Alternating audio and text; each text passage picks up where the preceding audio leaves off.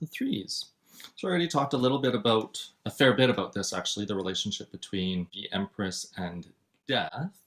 And also we looked a little bit at the visual similarity between the branches on either side of the Three of Swords and the wings of the phoenix on her shield.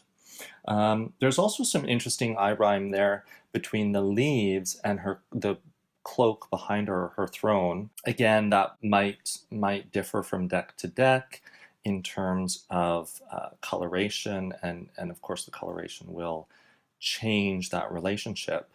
There's also this interesting red, where the red in her clothes is not in the same spot in the Three of Wands, but it branches out to the upper and lower half of the wand, whereas in the sword, the red is very close to the center again.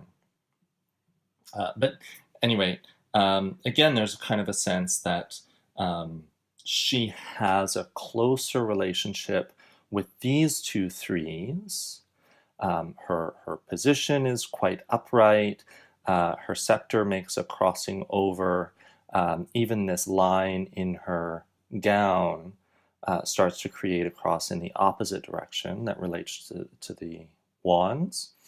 And then in the shape of her arms, it kind of makes the roundness of the sword. So again, I might, without the Empress there, if I had a Three of Wands or a Three of Swords in the spread, I might associate it a little bit closer to the Empress than with death. Although, of course, there is the relationship between death having a scythe, a blade, and swords being blades as well. So there's that relationship. And of course, there's also the relationship between the Empress and the earthier elements of cups and coins. There's a visual threeness with her two legs, which are hidden, but they're there. Her two legs being the two cups and her head being the middle cup. And even her shield and her scepter could be these two growths on the side. And then almost the same with the coins. Her two knees are the two coins. Her heart, her chest is the coin there. And then these pieces of foliage are her throne, growing from the sexual center here. So there's that aspect of creativity there too, in both. And then growing down. And there's a little bit of growth down here in the earth on her. So there's perhaps starting to be a little bit more integration between all four suits and the Empress. With death, we have this growth that almost seems, it's very new, it's very fresh growth that almost seems the natural result after death. That right after being cut away, there's room for that growth. And again, going back to plants and growth, if you garden at all and if you deadhead your flowering plants, or otherwise prune any of your plants, those little buds that form in the crooks between branches, when you deadhead a flower or when you prune a plant, those little buds grow much more quickly. Whereas if you don't deadhead the plant or prune the branches, then those little buds that are in the crooks between branches, they don't really grow. They don't really do much. So this is, even in the Three of Cups, this is kind of that little bud between two branches, which if we cut one or both of those branches, if we pruned back, this central one would grow much more.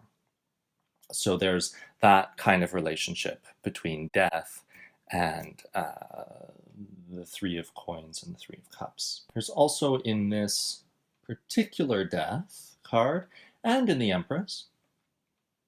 So in different decks, the death card faces in different directions and the angles are a little bit different. But in this deck and many other decks, this is one of the things also that I like about the Robledo, is that in many ways it's a synthesis of some of the most common aspects between differing decks. So there's kind of more similarities, whereas in different other more antique decks or antique reproductions, the anomalies aren't quite as synthesized. Whereas here, what Pablo's done is he's really synthesized, he's integrated a lot of those things, which is really useful as a reader. But at any rate, in this particular death card, the angle is down and up. So it's kind of that's reflected in the wand, whereas this diagonal down isn't as strongly emphasized in death. So there's a sense that even though death is an ending, a result of that ending is, again, an up and out growth, moving on, continuing on. In the back, this arm could be that down and out angle, but it's not as strong of a visual line as the kind of up and out diagonal here, where the top wand is crossing. So again, it's really useful just to take out your cards and play with them in different ways and look at the similarities. But there's a threeness, that up and out, that moving on. Threes are a bit of a transition. Really, all odd cards are transitions in a sense. But threes in particular are very much about movement and carrying on. And even with the Empress, even though she's sitting fairly squarely facing us with her body, her gesture, the way she's turning her face is moving forward. And even with her arm hugging around the shield, it's as if she's removing the shield in order to move herself forward, or she's carrying the shield with her, but not in a way that blocks her from outside influences.